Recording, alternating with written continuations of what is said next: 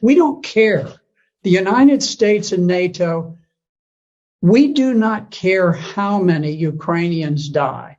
Not civilians, not women, not children, not soldiers. We do not care. It's become a great football game. We've got our team, they've got our team, rah, rah. We want to get the biggest score and run it up. And, we don't care how many of our players get crippled on the playing field, as long as we win. Now, we are shipping fantastic quantities of weapons, and it's caused the stock of Raytheon, which creates missiles, and Northrop Grumman, which creates aircraft and so forth, and missiles. All of these defense industries have become tremendously bloated with tax dollars. I don't think it's ultimately going to change the outcome. I think that Russia will prevail. The Ukrainians are in a very awkward strategic position in the east, but if you look at the way that this unfolded, President Putin made a desperate effort to stop the march towards war. Back in December of 2021, he went so far as to put specific written proposals on the table with NATO, peace proposals to defuse what was coming about. Because at this point, Ukraine was massing troops to attack the Donbass. So he was trying to head this off. He didn't want war. And NATO just blew it off, just dismissed it, never took it seriously, never went into serious negotiations. At that point, Putin, seeing that armed Ukrainians with weapons to kill Russian troops were literally on their borders, decided he had to strike first. Now, you could see that this was not some pre-planned attack. This was not like Hitler's attack into Poland, where the standard rule of thumb is that you always have a 3-to-1 advantage when you are the attacker. You have to mass 3 times as many tanks and artillery and planes and men as the other side has. In fact, when Russia went in, they went in sort of with what they had, what they could cobble together on short notice, and they were outnumbered by the Ukrainian forces. The Ukrainian forces had about 250,000. The Russians had perhaps 160,000. So instead of having 3 times as many, they actually had fewer troops than the Ukrainians, but they were forced to attack to try to preempt the battle that was looming, where the Ukrainians had massed these forces against the Donbass. Now, the Donbass is adjacent to Russia.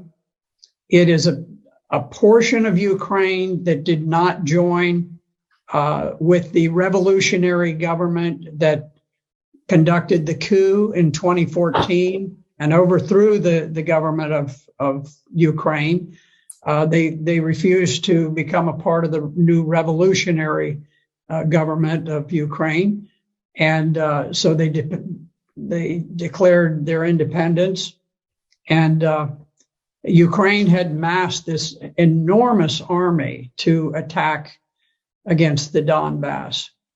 And so Russia was forced to go in to preempt that planned attack by Ukraine. And you could see that Russia very much hoped that they could conduct this special operation without unduly causing casualties for the Ukrainians, because they they think of the Ukrainians, or at least they did think of the Ukrainians as brother Slavs, that they wanted to have good relations. But there was a famous picture with a Russian tank that had been stopped by a gathering of maybe 40 civilians who just walked out in the road and blocked the road, and the tank stopped. I can tell you, in Vietnam, if we had had a bunch of people who stood in the way of an American tank going through, that tank would not have slowed down in the slightest. It wouldn't have honked a horn. It wouldn't have done anything. Wouldn't have fired a warning shot. It would have just gone on. And I think that's more typical. I'm not criticizing the Americans. I was there and I was fighting, and I probably would have driven the tank straight through myself. But what I'm saying is that the rules of engagement for the Russians were very, very cautious. They didn't want to create a great deal of hatred and animosity. The Russians did not go in. They did not bomb the electrical system, the media systems, the water systems, all of these, the bridges and so forth. They tried to retain the infrastructure of Ukraine in good shape because they wanted it to get back. They just wanted this to be over with and get back to normal. It didn't work. The Ukrainians, the resistance was unexpectedly hard. The Ukrainian soldiers fought with great valor, great heroism, and so now the game has been upped and it's become much more serious. But it is amazing to look and to see that Russia dominates the air. They haven't knocked out the train systems. They haven't knocked out power plants.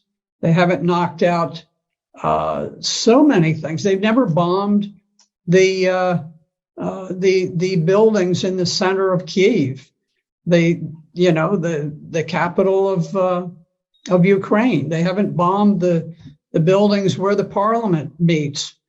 They've been incredibly reserved about these things, hoping against hope that peace could be achieved.